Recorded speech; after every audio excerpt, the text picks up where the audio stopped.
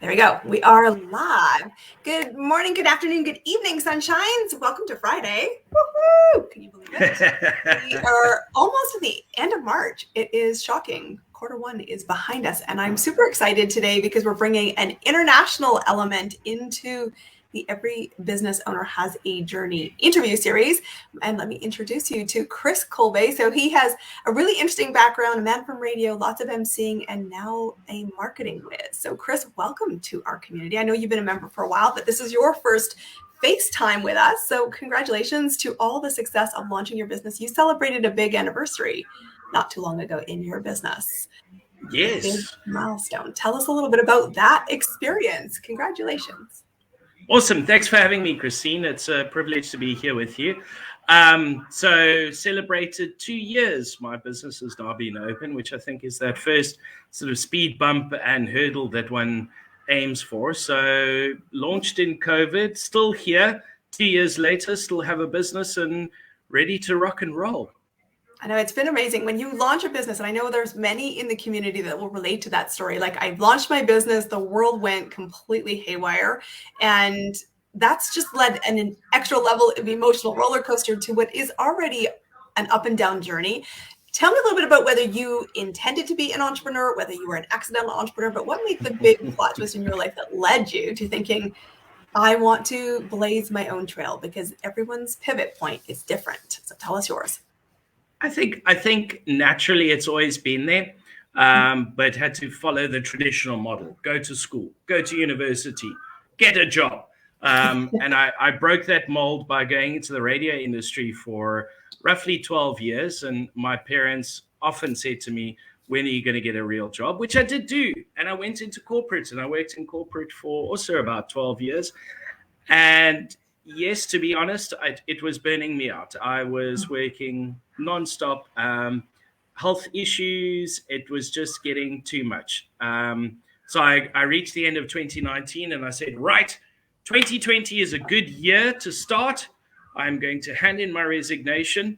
And I've done some side hustle work in the background to set myself up with 3 big projects. Hit the ground running the January of 2020. Got those projects started going, and jokes aside, I mean, the one big one was supposed to start rolling out the end of March 2020, and the other 2 were May and then June. But everything was on track. I was going to be good. And then obviously everything happened here in South Africa. We got completely locked down. It was pretty much a bit of a surprise for us. We sort of saw it coming, but not that heavy. And with that, I saw everything that I'd lined up just fly out the window. And, that might be a sad story, but I tell you what, right here, right now, I'm grateful for the entire journey, because it has pushed me further. It's one thing to start a business where everything's set up. You've got the cash flow and all of those things, and you might just procrastinate and take too long to get going. But when the chips are really down, you really need to stand up, accept it, and hustle and just make things happen. And I think that's what happened in my case. And you learn a lot more in a very short space of time, and it pushes you. And the other bonus is I've got to meet amazing people from around the world and do things like this interview, which would have been pretty frowned upon 5 years ago. It's such an interesting thing, because I do think it's interesting when you have that parental judgment, because I just spent several days with my parents this week, and there's always that question, how's the job? The question my dad asks me pretty regularly, especially because he knew that I was fighting some fires in family, and I was fighting some fires on the business, at my corporate business. And it was like, did you make any money today? Like, how's business? And they keep saying, like, what's going on with this business? Like, they're not 100% there. And it's tough when you don't always have the home support to go get a traditional job. And, many of us feel that pressure. We feel it from ourselves. But I think what you said was so brilliant. I really want to highlight it.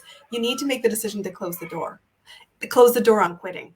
And I know I've done a video series about that. And I think it's so important. So if I could give a heartfelt message, that's the big decision. Because when you really do have your back against the wall, nobody is coming to save you.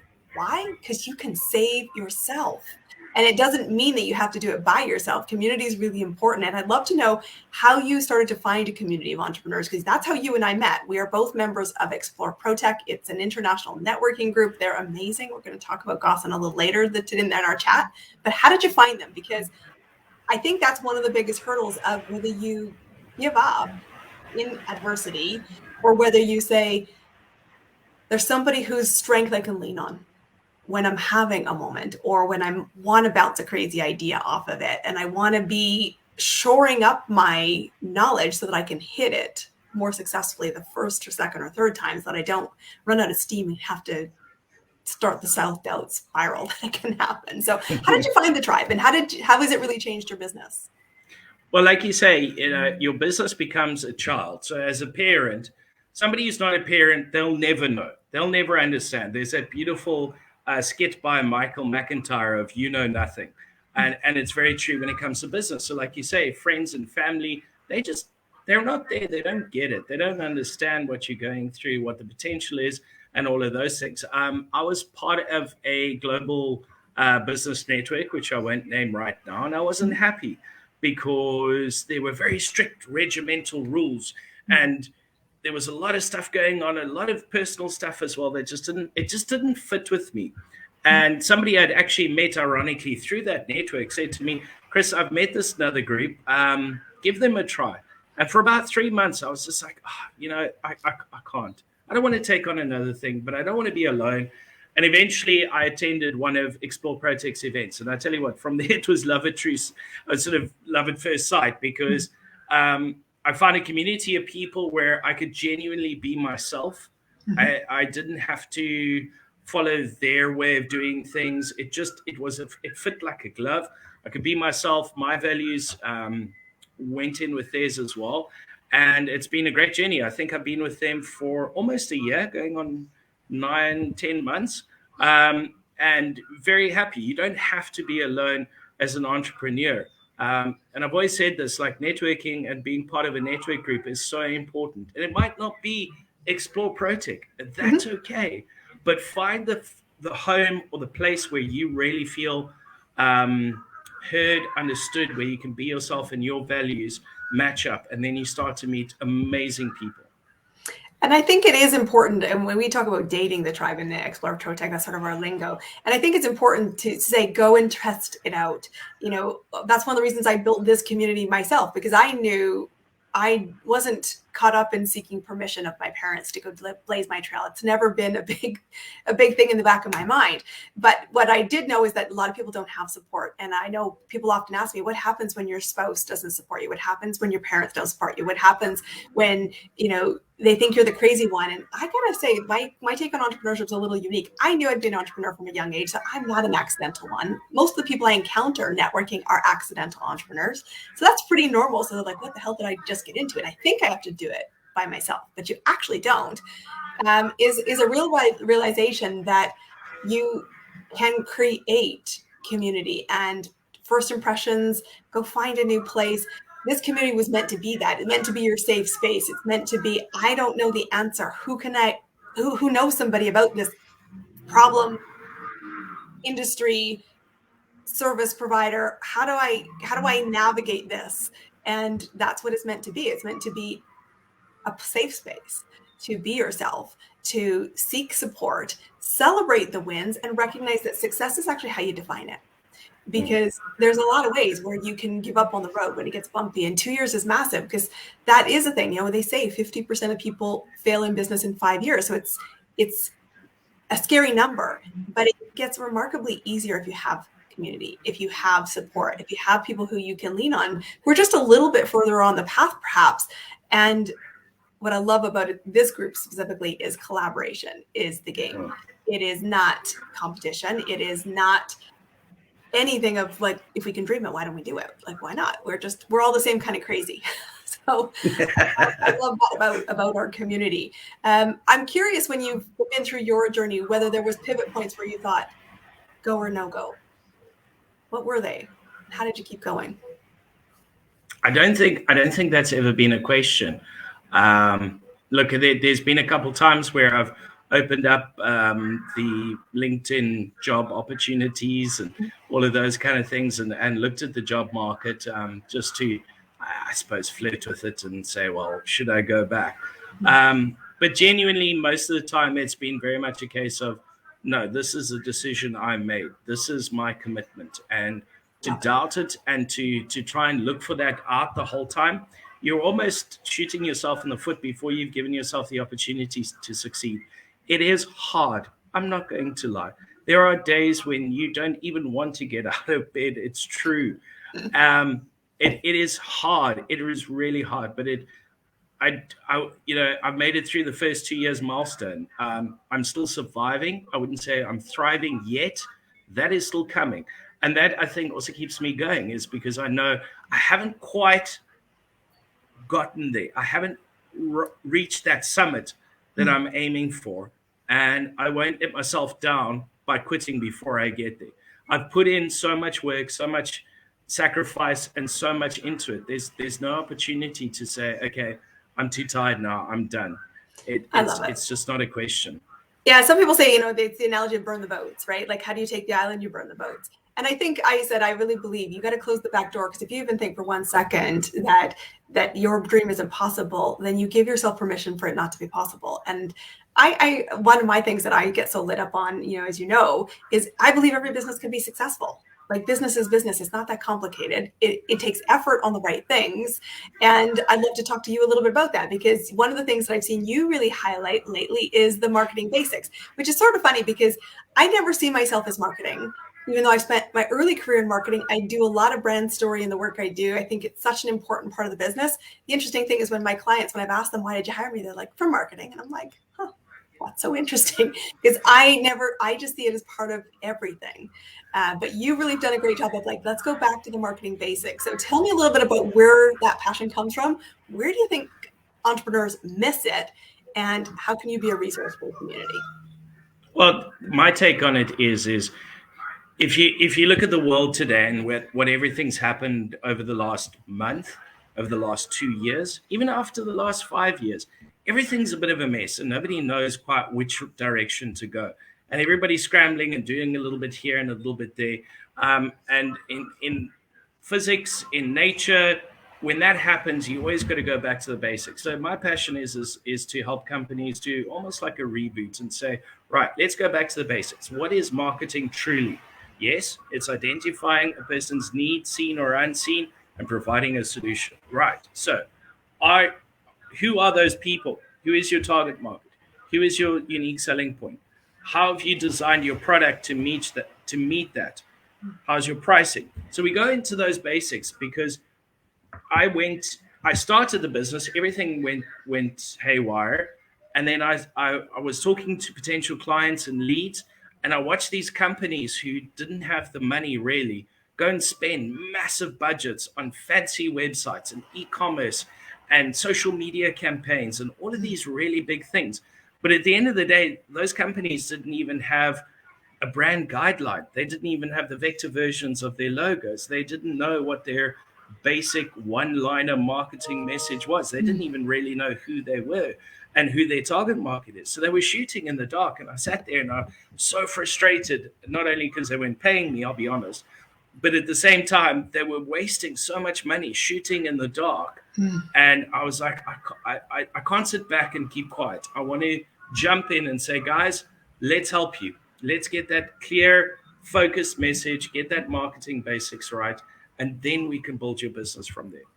I love it. And it's really interesting, because I know we share this common viewpoint. And if you've ever heard me talk on it, you hear me get on my soapbox and rant a little, because I do think that people think the magic pill is the lack of clients. They think getting clients is really hard. I've never struggled with getting clients, because I don't look for clients. I look for people to solve, or people to serve, problems to solve, and ways I can add value. And because of that, clients come to me and say, what does it look like to work with you? But the interesting thing is I watch the desperation of lack of clients lead to a belief, because there's a whole bunch of sharks in the water that say it's SEO, it's a new website. Your actual issue is your logo, and your brand doesn't look pretty. And maybe you need to be Facebook adding and doing things like that. And I'm like, I will tell you, here's a big tip. So please make a note of this, guys, in the community. Those who win Facebook ads or Google ads or Instagram ads are those with the deepest pockets. So you will do them in your business journey, but don't do them in the first bit of your business until you know who you're serving. Go back to the marketing basics, because you are shooting in the dark. You are wasting your money. And I watched, like you, people spend tens of thousands of dollars and end up at the end with not the right client and not a great solution and not a great fit, and therefore not a great referral and a recommendation coming out of it, which is heartbreaking. And I think it's true. I've sort of really simplified my business in the last years.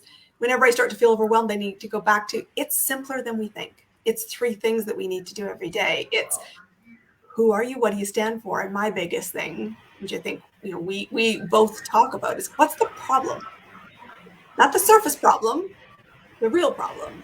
And I believe in that analogy of, I need more money and I need time freedom. That's why I became an entrepreneur. And I'm like, well, that's not the reason you became an entrepreneur. That's the top line.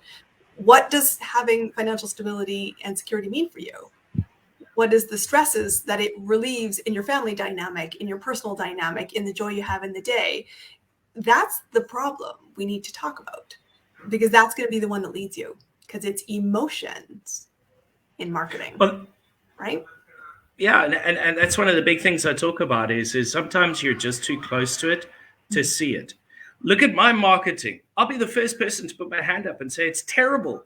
As a marketer, I represent myself dreadfully. My website's a shocking thing because I'm too involved with other people's stuff and I'm too close to my own marketing. So it's always good to get somebody with an outside perspective to look at things from a different angle and help you navigate, because you are too close to it. You can't take that step back and have a look. I just as a simple example, I had a client over the last year. They hired me. They wanted new clients. I must market and get new clients. So I started working with the company and did a little bit of an audit and looked at their entire business beginning to end. And I said to them, I'm not going to get you new clients. What I'm going to do is I'm going to clean up your current client database, because a large portion of your client database is costing you money. They're not making you money. So we cleaned up their systems, their processes, their CRM. We got rid of some of their clients. We checked their bad debt and sorted that out. And their turnover dropped. Shock. They started, their turnover went down. But, and I mean, I had to answer some questions, some serious questions. They came at me guns blazing and said, we hired you and our turnover's down. I said, okay, look at your cash flow. Have a look at your net profit. It's a lot up since you launched in 1996. It's a heck of a lot better. Aren't you in a better position as a business?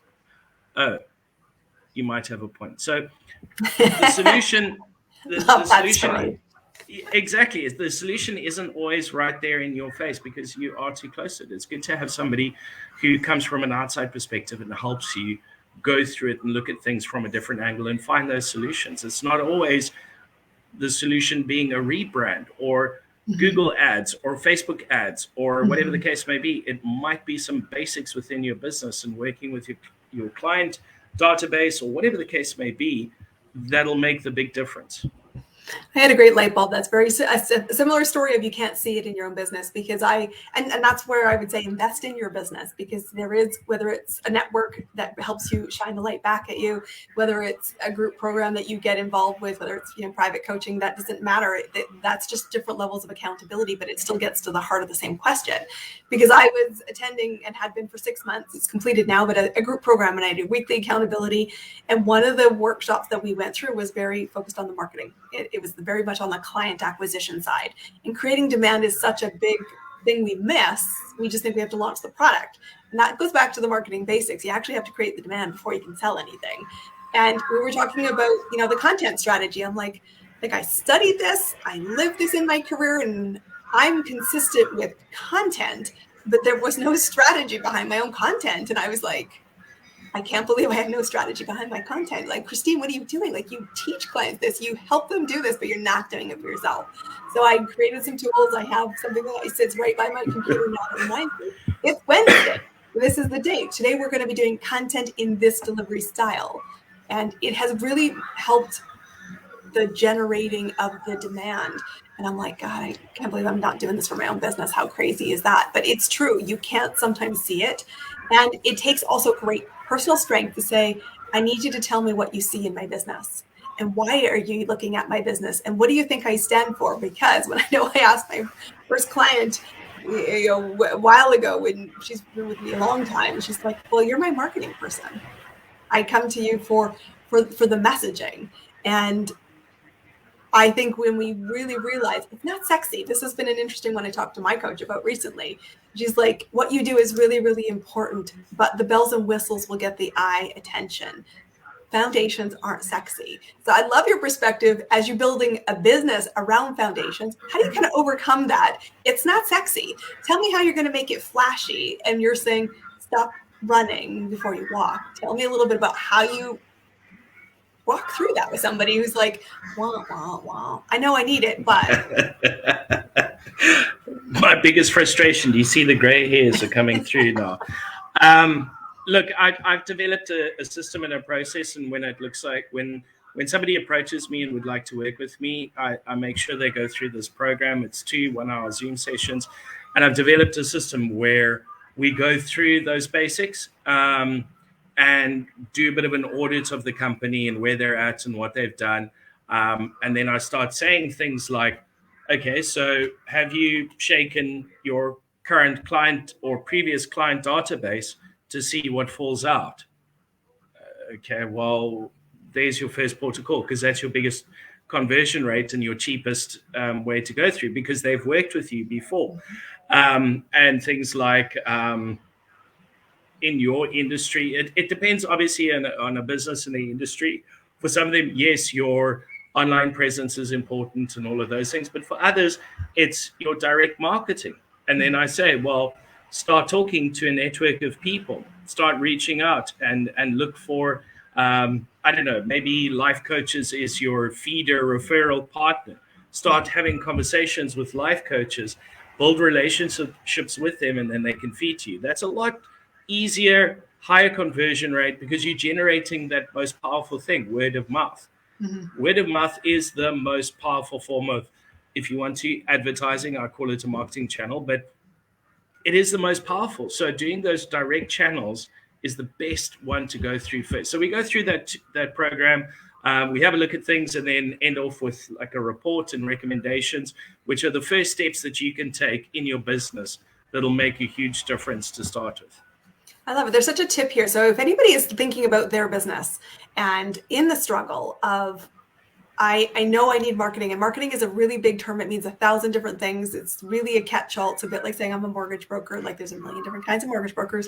The thing you need to be thinking about is simplicity, but you want somebody who's going to, bore you potentially with foundations, because if they're not asking you this, you're not going to see systemic change. So I think sometimes, have the patience from both two sides of people who work in marketing a lot, have the patience to keep asking the questions. And chances are you'll get asked the same questions many, many, many times. There's purpose for that. So don't lose the plot. Don't get frustrated by it, because you must have solid foundations to scale. And that's what we're looking for. When we're in this community, we're about, yes, I want to chase my dream, but I'm here to make an impact. Impact is made when we have momentum and consistency. And so the foundations make scale possible. So I love your final tips in terms of what was the one lesson you would have or give advice for what the journey's like. What was the moment back going, I wish I'd known this, and I wish I'd known it earlier, or I wish I'd taken a time during my journey and gifted something to myself because it would have made it easier. What would that advice be to somebody who's in the community going, it's a hard day, it's Friday, God almighty, I'm ready to The first one was focus. Focus. And with it comes trust yourself, and that's to be courageous. Because as I went through the process of the 2 years, you start getting a little desperate for some income to pay the bills. So any shiny little thing that's not quite really your thing, but you can do it, you just shoot for it and you try and go get this and grab that and grab, and you're in that consistent survival mode. And that was the thing that held me back the most. And I didn't even put the own foundations in my own business. So every time, the very foundations, ironically, that I try and help people get, but again, too close to it. But when anything went wrong, because I hadn't built those foundations, everything fell down. So towards the end of last year and most of this year, I've been focusing on building that foundation and trusting myself to know that this is what I'm doing. This is what I'm good at.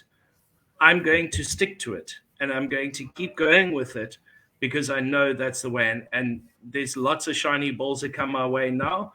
And I just watch them go by because this is so it's that focus and confidence in yourself. Believe in yourself. You can do it. You really can do it. But how much time is being eaten up by doubting yourself and asking that horrible what if question? What if I didn't do this journey? What if I gave up today and got another job? What if I got that next big client? Don't do the what if.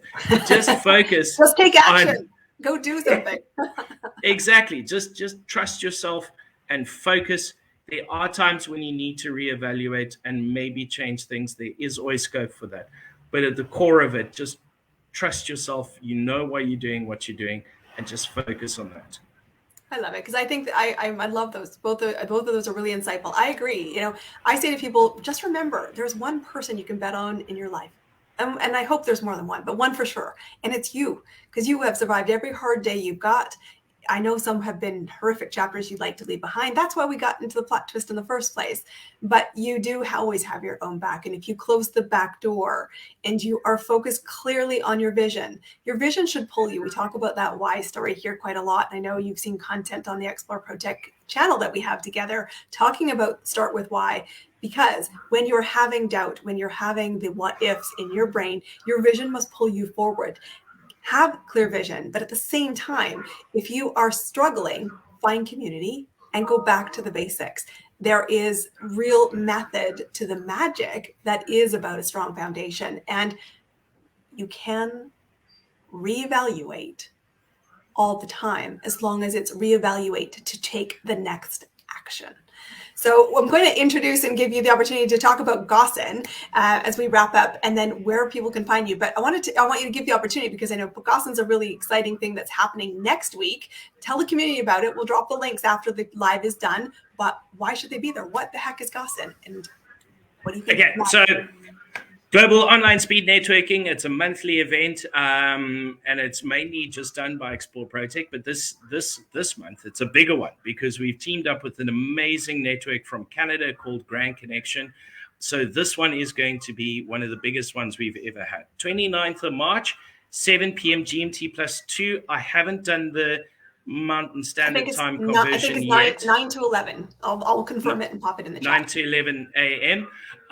But it's just a great opportunity to meet with dynamic entrepreneurs from around the world. We've designed it in such a way that you can connect with as many people who are there as possible on a deeper level, because we believe in building a relationship first and business comes from that.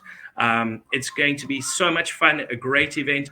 I am the MC, so I'm looking forward to that. But for me, those 2 hours just race by because it's a high energy event. There's things happening all the time, great opportunities, great connections. We've got a couple surprises for the attendees as well. It's going to be huge. Yeah, so come along, guys. I'll drop the details. Gossan is amazing. It's an event that you should be part of. You should note it in your calendar. When you come out of them, book the next one. Be sure you're there. But now, Chris, how do people find you? How do you want them to connect to you? Tell them how to hook up and have a conversation with you. So the link for GOSN, I'm sure you'll put in the comments as well. And how about we give away some free tickets if we may? Sure. Love to. Great. So put the code in, guests only, and put that in, and you can get yourself a free ticket. And we'll see you on the 29th of March. To get a hold of me, you can find me on Facebook under Live2Dream is my Facebook page. I have a website, live2dream.co.za. And the easiest is actually on LinkedIn. Just search for Chris Kolbe, and you'll find me there. Awesome. So Chris, is a real delight. Thank you for coming on, popping on, bringing some international flavor and showing us the importance of marketing basics. I love the fact that you're showing the tenacity it takes to succeed. I am cheering for you. Thank you very much for popping in today. Guys, we will catch you. Have a great weekend. Be out there, chase your dreams, and make a positive impact. Catch you soon. Thank you.